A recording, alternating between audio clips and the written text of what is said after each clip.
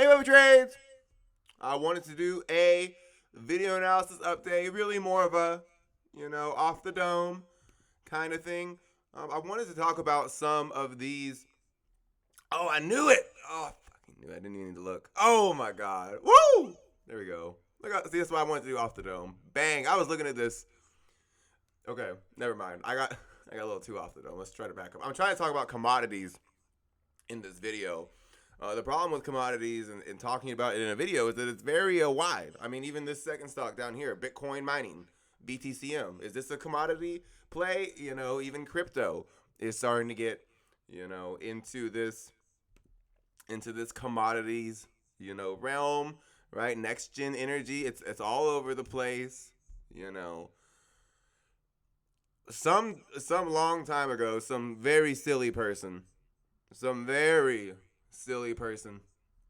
made a comment that watching my videos was like getting into the room of some savvy whatever dude and seeing what they were really talking about behind the scenes. And I said that was the most ridiculous thing I've ever heard. But if there is someone who thinks that that's, a way to get a little bit of entertainment out of my videos, I'll tell you something I think, and it's that there's really two periods out of the year, particularly for, in the market, there's really two periods out of the year where the market likes to remind people that the stock market isn't the top 5 holdings of the NASDAQ. That's really the simplest way to put it. I think that the most historically, seasonal percentage, and don't quote me on this, I'm not really the seasonality statistics expert. There's plenty of people for that. But the winter, just in general, the winter, man, the market really likes to remind retail that the whole stock market isn't Apple, Microsoft, and, Nvidia, right? And that's not to say that those are, big short candidates for me or anything, but it's really just more of, when the options market then around these periods or around a period like this where it's getting ready to transition into the fourth quarter or into the first quarter and into the new year, and then the options market is suggesting kind of, that we're gonna be seeing, a rotation, or that potentially, the MMs are preparing for a rotation. That's something to me that, is gonna help further, support that thesis. Anyway, I wanted to talk about commodities in this video. I wasn't quite sure where to start, and I think crypto, Bitcoin looks like it might be leading some of these alts, right? And obviously the interest rates were being jacked up for a long time. And now a lot of people think that cycle may be over.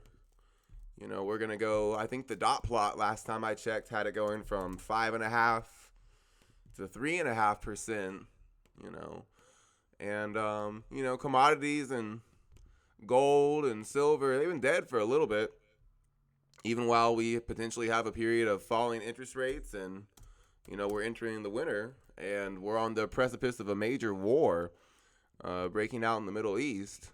I'm sure no one knew about that happening. So I really do think that in the kind of winter commodities rotation, that setup looks like it's forming. I even think that, the other sector that they like to get involved in this kind of period is healthcare. They've been all over that. I didn't get quite to, posting my full chart of AbbVie, ABB. We'll just get, you guys know what I'm talking about, AbbVie. I'll talk about that in a potential rotation into healthcare. But I think, healthcare, gold and silver, energy, even some of these, uranium plays that are, getting, closer to higher highs. I think that, um, this is SSRM. This is a gold mining stock. I was looking at this. This is the long term chart. I think that in a big picture, eventually, the median of this pitchfork could be hit, right? Which obviously, while it seems outlandish, if SSRM and some of these gold and silver mining stocks did get running, it'd be less and less outlandish, and it would get more and more scary. And I think that's what people are starting to see with crypto, where it's starting to get less of like, oh, haha, like I'm making money, and it's starting to be like, oh, I'm actually kind of losing money in a way because my dollars are being wrecked right now. So anyway, yeah, SSRM 1, 2, 3, 4, 5. I won't subdivide it for the sake of this, and that's also the other thing of commodity. There's so many plays, even just within the gold and silver mining sector. I think SSRM over that 9.50, 9.60, it'll end an ABC correction and begin wave 3. This would be a good example. I think this is a big gold play. We'll do a silver one next. Even cotton, and some of these, commodities, unlike a lot of things, not really easy to, play. I mean, cotton, I can be bullish cotton, but really, unless I go set up a futures account, I'm not really going to, be doing too much with that information. Coffee, similar thing, orange juice, right? I was bullish orange juice. I had upside risks to orange juice. I didn't know how to invest in orange juice, Some would say invest in Pepsi, right? Well, Pepsi makes all the orange juice. Well, there's other things that goes along with Pepsi stock. Speaking of Pepsi stock, notice the institutions. Oh, baby, that's interesting. Oh, man, I should have just posted about this one. Oh, well, I probably will post about this one. I think Pepsi, the MMs, they were loading the 170 strike. Sneaky bastards. Anyway, they were loading this 170 strike straddle on Pepsi. And it doesn't, take too much creativity to figure out why. I think I got this perfect. I think I've already done these lines perfect. Let's see, where's that low? Anyway. Yeah, let's just make sure I got Pepsi perfect. So anyway, a lot of people, it doesn't always take the entire gravity of the wave count. I think some people think they have to go chart every single one of these, and label every single one of those, right? But I think I saw Pepsi on the straddle screener after a pretty substantial correction. And this I posted about a food and beverages ETF, recently, that they were taking unusual options volume on. Oops. Yeah. So I think if I click and drag this, A, B, C, that this is kind of the range where Pepsi's ending this ABC correction. And I think Coca-Cola is almost identical. A, B, oops, sorry. A little sloppier labeling than usual, but notice Pepsi was on the straddle screener last night, so I haven't, really taken too much time. Wide invalidation would be that 155.83 is kind of picked the low, and that's really the only, invalidation right now. I think that an ABC correction is going to end for Pepsi, and there was a lot more I was going to talk about. I guess we can just go through the metals and, see what, oh, okay, yeah, now I know what I wanted to talk about. Okay, so let me do Fortuna right now. I'll do Fortuna. Yeah, I hope that Pepsi thing wasn't a waste of time. Fortuna Silver, very similar. We're starting to see this one get ready to go. 1, 2, 3, 4, 5 waves up. Wave 3 makes the highest reading. Shallow wave 4. Wave 5 makes a higher high, but it ends with momentum divergence. 1, 2, kind of have to get the microscope out for that. But anyway, the ABC correction goes past the 78.6% retracement. So that's really kind of the only thing that's needed to know for that larger count. And then zooming into the smaller count, I think that this is one. Sorry, it's getting a little ugly. 1, 2, 3, 4, 5, and then an A, B, C correction. Okay. I think I did that right. 4.20, 4.20. Okay, so sometimes with these stocks that are in very low dollar ranges, the numbers for did wave 5 make a higher high, or is this wave B?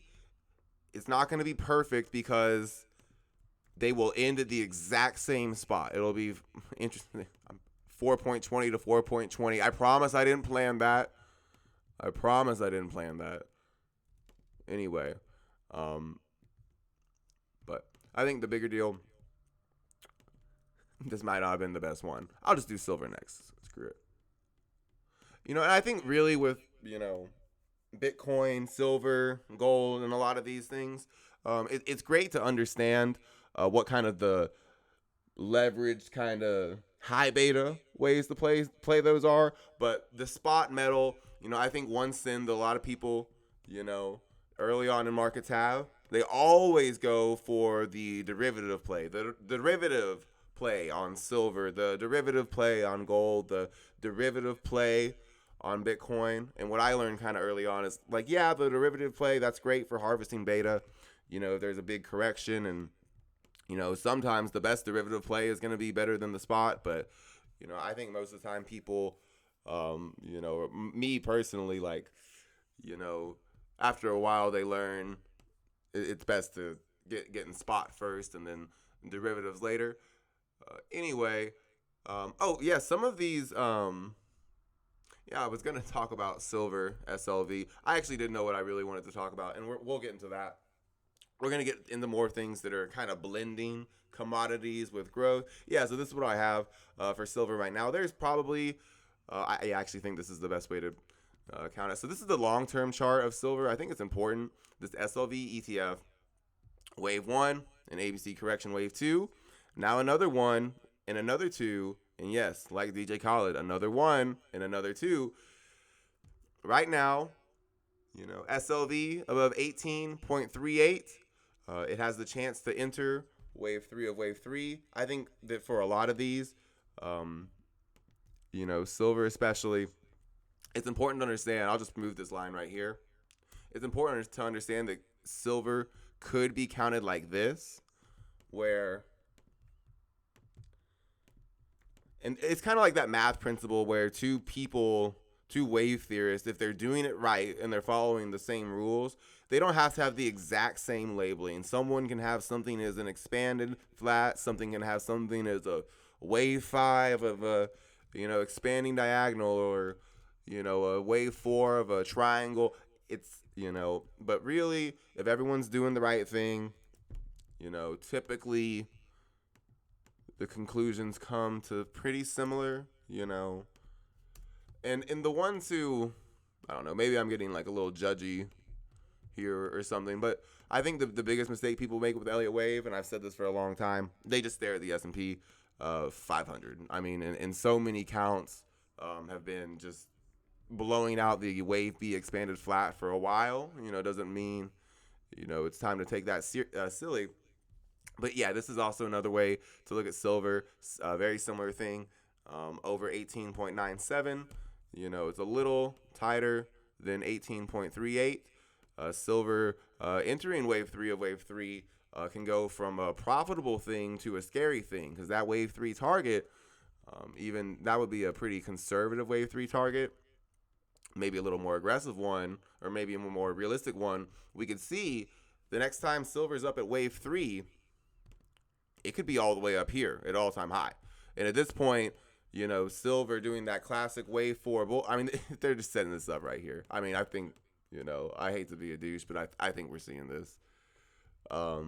Yeah, they're going to do this classic double top. Oh, man, you can already see it. Isn't it just annoying? Go plan your silver vacation, because they're going to be selling covered calls on their silver holdings and getting the bears back. Oh man, look at, you can already see. Oh my gosh, that's hilarious. They're gonna do this.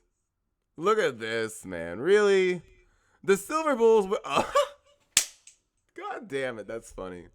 Oh man, wow, That's fucking funny. Anyway, yeah, get, get ready for the chop period here. It's gonna be so funny. I might look into SLVO. Right now, there's not really any good derivative plays on silver. Oh, oops. Here's what I wanted to get into. I noticed the MMs were taking interesting positions on this ETF, BAT. Now, this ETF is very similar, kind of from a count standpoint, to quite a few charts. The lithium sector, obviously, a big one. But before we get into the count of BAT, what I really think is cool about this ETF is that, a lot of people talk about this fundamental connection to metals, particularly silver and clean energy.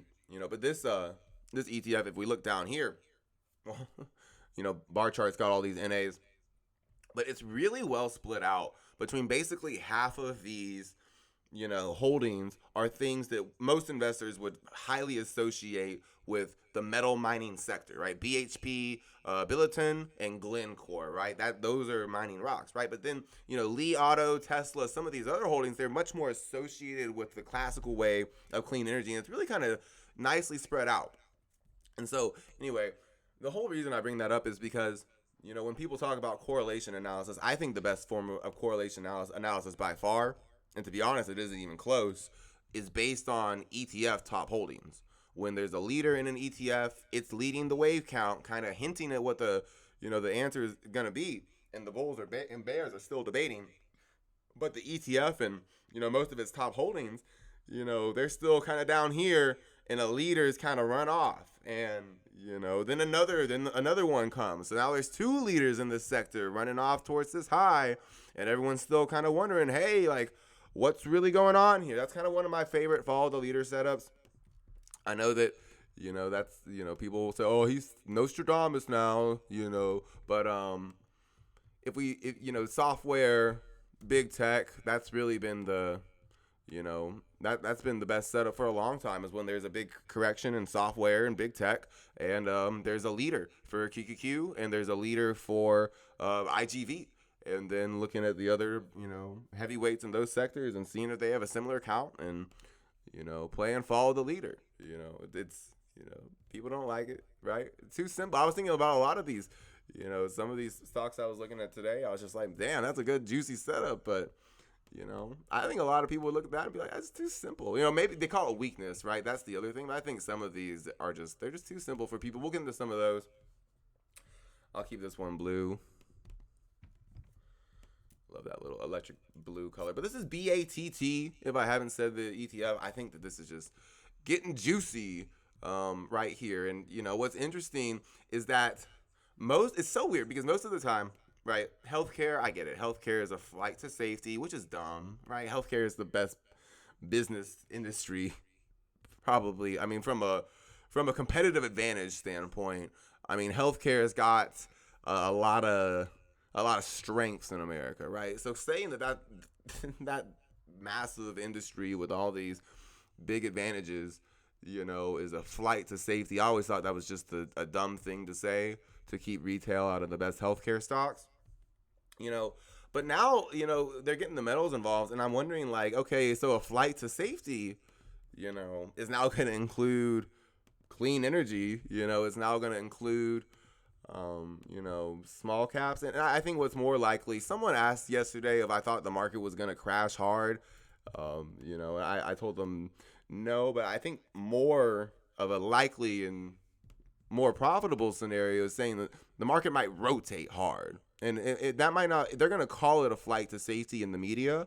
And I'm sure there's going to be some days where, XLP and Pepsi and Coca-Cola and XLV are up, and it really does look like it's a flight to safety, right? But I think a lot of these days, and we'll get into some of these small cap charts too, we're going to see that the flight to safety is also going to include names like Fuel Cell. It's going to include names like In-Phase Energy. It's going to include, while it's above 7.59, very wide, 9.09, very tight, this ETF with, some clean energy names in it, Tesla, entering wave 3 of wave 3, in my opinion. That's how I'm preparing for it. This is a large wave 1 and a wave 2. This is another wave 1 and another wave 2. Sorry if those. Yeah, I'll get them open. Do I have them twice? Why do I have this twice? All right, there we go. Perfect. Thank God. Okay. Large 1, 2. Just kind of look. Just kind of look at this. Wait. Just kind of look at this. Not. Look at. I'm trying to cover the left side of this line with my hand. Just kind of look at this. 1, 2. 78.6% retracement. Kind of getting up here and going sideways. Anyway, I think this is a large wave 1 and a large wave 2. Another wave 1 and another wave 2. This wave 2, I think, is going to stick. It's too wide right now. That's the only issue, is that that's not really a useful level. So I'm going to keep holding Tesla. Right now, the biggest invalidation, 194, too wide. If I have to, if I had to pull a stop out of my ass, it'd be the 78.6% retracement, because that's what the bears, the super short-term bears, are going to call wave 1 and wave 2. The 78.6% retracement looks like it's about 207. I'm not going to stop out. That's also right around the 61.8% fib. I think this is 1, 2, 1, 2. I think this is kind of that, where it's more of a Willy Wonka phase than a game it phase, in my opinion. I think that, anyway, I'm not selling Tesla or anything like that. I think this is 1, 2, 1, 2, wave 3, 4, 5 is on the horizon. And, I'm more interested in letting Tesla enter the price discovery phase. There were a few of these. I wanted to stick to clean energy in this video. Another, similar sector, similar ETF, the lithium sector. Obviously, ICLN. Jeez, I got a whole lot of crap on that. Anyway, they don't all work out. But I think the lithium ETF also very much lining up with Tesla, with battery, BATT. Let's see. 40.79, 41.021. Ooh.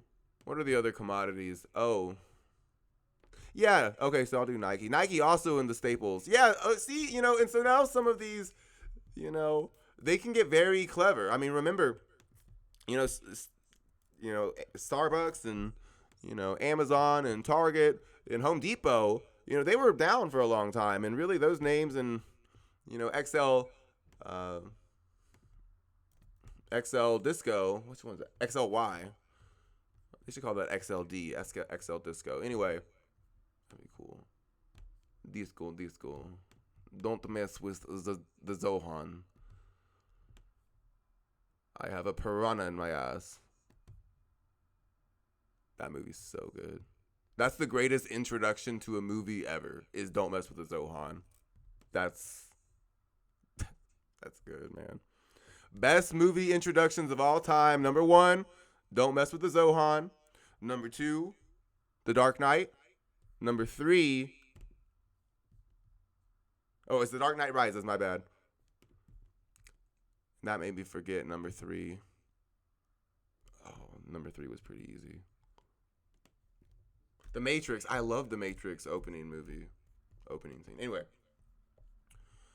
There's a few ways to, probably look at it. The most important way for lit is that it could get lit. If that's, oh man, everyone's saying don't say lit anymore. No one's saying lit anymore. All right, y'all will be saying lit again. This chart is just a graph of how often people say lit.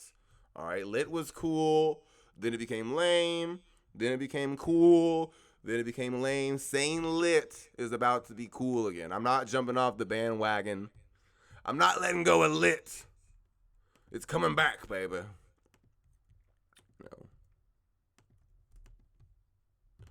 1, 2, 3. And so lit can get lit.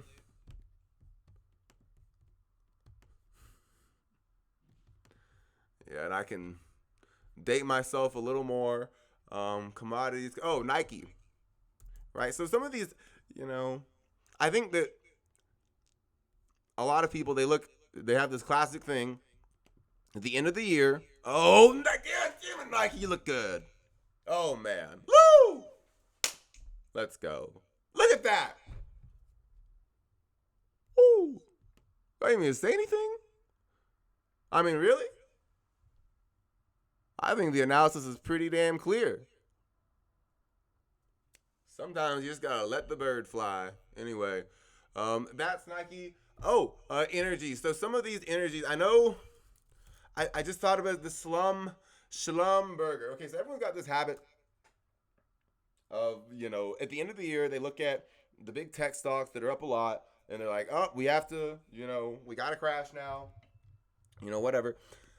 I think that a much more likely scenario um, is going to be that we rotate into some sectors that have been weaker, that a lot of people in the market have forgotten about. I'll do IWC next, and I'll talk about how some of these stocks are just going to make the idea of a flight to safety sound kind of silly, right? I mean, I hate to get too bold with the predictions, right? But even something like, Zoom and Teladoc, right? And remember Target, Target was going up because of the lockdowns, right? The big box retailers. So these, names, I don't want to get too specific into what I think is going to happen.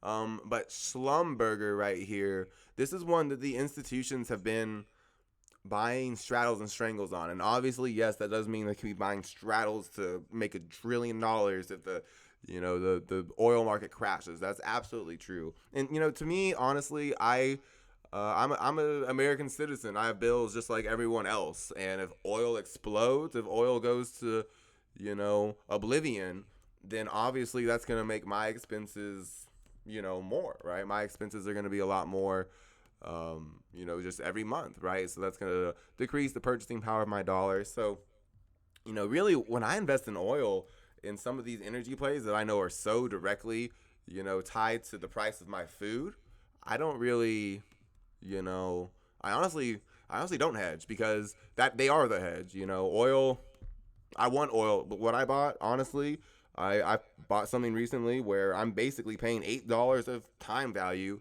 to make an unlimited amount of money if oil goes up, for the next 7 or 8 months. So that is, for $8 I got that, relative to the current, the intrinsic value, right? So options have a way of telling us something has an intrinsic value. The intrinsic value of something I bought recently, said that the option was only, really $8 in time value.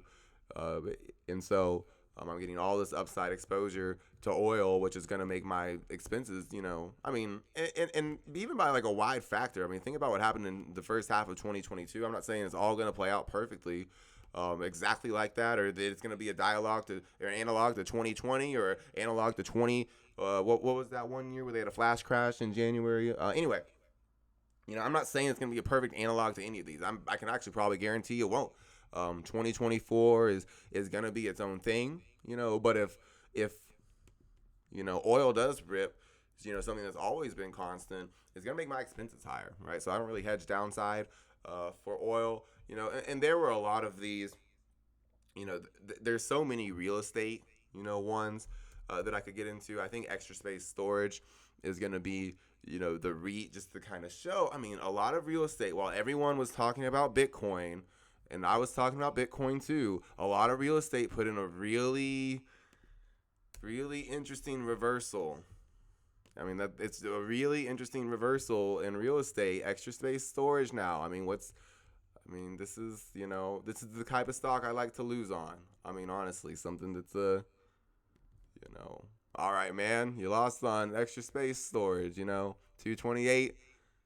Do you see, can I drive down the street and see my extra space storage investment? Can I see, right? And anyway, I think some people know more about the market than they think. And honestly, I don't want to, give too many, invitations or anything, but don't be afraid to, it's 2023. Go, something I think is fun to do.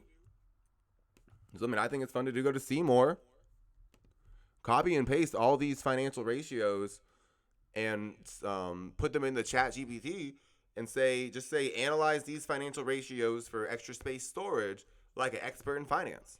See what happens. I'll give you a few things I see. Interest coverage 5.30. They're making that's a pretty good. Higher the better for that, for sure. Dividend payout ratio is pretty high, supporting lots of dividend growth. A very high dividend payout ratio in real estate. It's probably not too uncommon. I'd have to compare it to others.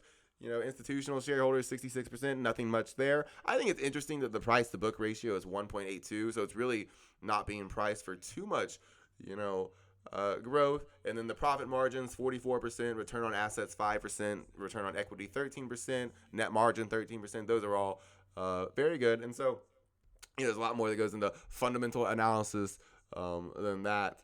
But I'll just tell you right now, I like to see interest coverage. The higher, the better. I like to see return on assets. The higher, the better. And then obviously, if there's a big correction or the market's being really irrational, I want to see the price to book ratio be, as low as possible. But anyway, that was the most armchair, analysis of fundamentals most likely anyone will ever, hear in their life, right? But anyway, what I do think from an Elliott Wave perspective is that extra space storage is giving, in a lot of these stocks in real estate, like just, start throwing darts. I mean, real estate's complicated, but really like the best real estate names right now, that's just kind of, is that still going to be around? Really, the best utilities names right now, the best bond ETFs right now, and the more LQD rips, the more LQD and TLT and these, some of these, names rip. I mean, have fun looking at small cap growth, right? I mean, really, better make $1 trillion off that small cap growth name, because these things that are the real staples of the economy, the real things that people are going to be paying bills for the rest of their life, these things are very quietly ripping right now. I mean, they're ripping real hard, and the MMs are getting what they want. Retail is getting distracted by growth. Retail is getting distracted by a lot of things. Utilities, real estate. The staples of the economy. I mean, really the things that pay bills from bills. Without even needing to be sold, they're ripping higher with LQD, with TLT, and with XLV. A lot of these healthcare names, AbbVie. I'll do this as the healthcare name of the day. Healthcare name of the day. AbbVie, man, this is ripping. Oh my goodness, this is ripping. Good Lord. Lord, I swear my mama I was going to talk about this. I swear my mama I was going to freaking buy this. The MMs bought, like, literally the day the MMs bought this, Strangle appeared on the screen or bang. I can't believe people don't look at it. I can't believe it. I can't believe bar chart's free. That's the, It's because people don't look at it. I need to shut up about it. The more people who are using bar chart, that's bad for me. They're going to realize, why are we giving this away for free? This is stupid. Anyway, all right, you caught me making it work. Anyway, no, I'm just kidding. This is an ABC correction. Oh, and I guess it's, well, I guess that's not the prettiest ABC correction in the world for AbbVie. Well, making the Elliott wave count is a sin. But oh well. No, I do think this is an A, B, C correction. And a lot of times the wave B, this is called a connector wave. Right? This is called a connector wave. The connector wave very often is connected with an expanded flat ABC correction. So that's a real thing in Elliott wave. I try not to get too many expanded flats involved, to be honest, because I don't like explaining what they are. And also because expanded flats are kind of when, Elliott wave theory, or to be honest, the reason that expanded flats get a lot of flack is because